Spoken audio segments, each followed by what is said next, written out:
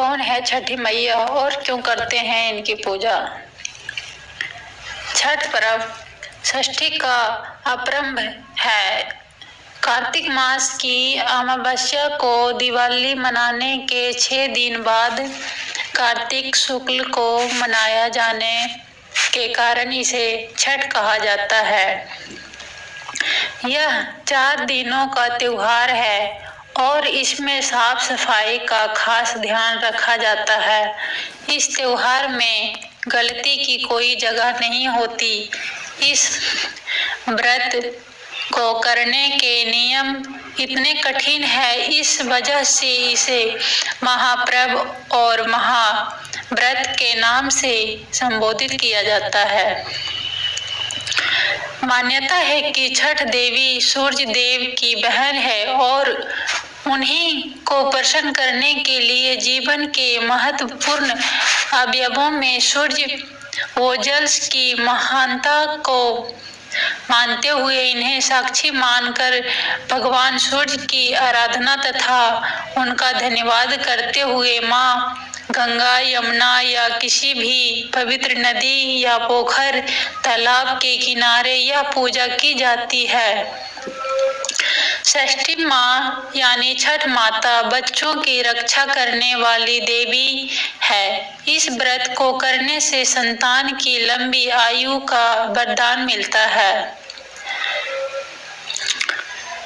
मार्कंडेय पुराण में इस बात का उल्लेख मिलता है कि सृष्टि की अधिशास्त्री प्रकृति देवी ने अपने आप को 6 भागों में विभाजित किया है। इनके छठे अंश को सर्वश्रेष्ठ मातृ देवी के रूप में जाना जाता है, जो ब्रह्मा की मानस पुत्री है। वो बच्चों की रक्षा करने वाली देवी है। कार्तिक मास के शुक्ल पक्ष की षष्ठी को इन्हीं देवी की पूजा की जाती है। शिशु के जन्म के 6 दिनों बाद इन्हीं देवी की पूजा की जाती है। इनकी प्रार्थना से बच्चों को स्वस्थ, सफलता और दीर्घ आयु होने का आशीर्वाद मिलता है।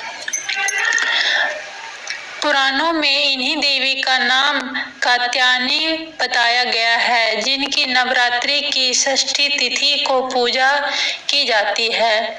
कथा के अनुसार प्रियव्रत नाम के एक राजा थे। उनकी पत्नी का नाम मालिनी था। दोनों को कोई संतान नहीं थी। इस बात से राजा और उसकी पत्नी बहुत दुखी रहते थे।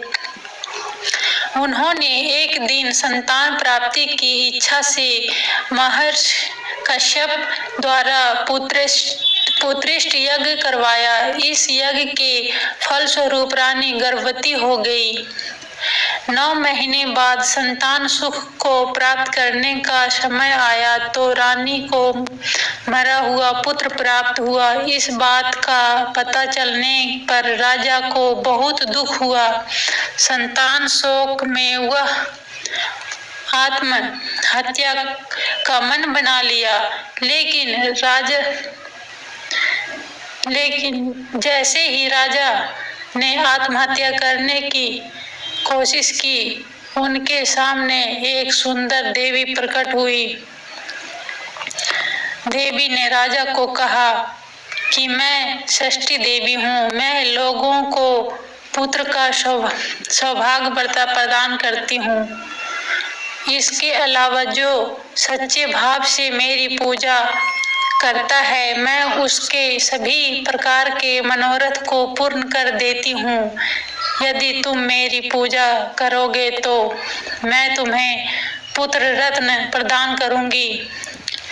देवी की बातों से प्रभावित होकर राजा ने उनकी आज्ञा का पालन किया। राजा और उनकी पत्नी ने कार्तिक शुक्ल की षष्ठी तिथि के दिन देवी षष्ठी की पूरे विधि विधान से पूजा की। इस पूजा के फल स्वरूप उन्हें एक सुंदर पुत्र की प्राप्ति हुई। तभी से छठ का पावन पर्व मनाया जाने लगा। छठ छठ व्रत के संदर्भ में एक अन्य कथा के अनुसार जब पांडव अपना सारा राजपाट जुए में हार गए तब द्रौपदी ने छठ व्रत रखा। इस व्रत के प्रभाव से